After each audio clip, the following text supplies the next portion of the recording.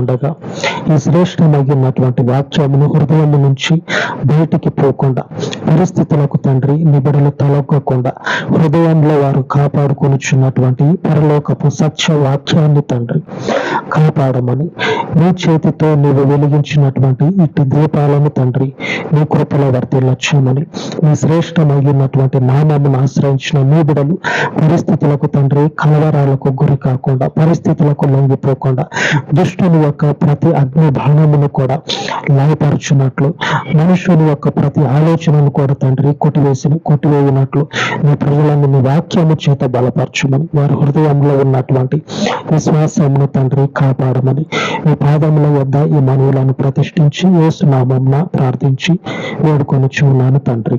ఆమేన్, ఆమేన్. పరిశుద్ధుడైన దేవుని యొక్క సహవాసము మనకు తోడయ్యుండును గాక. ఆమేన్, ఆమేన్.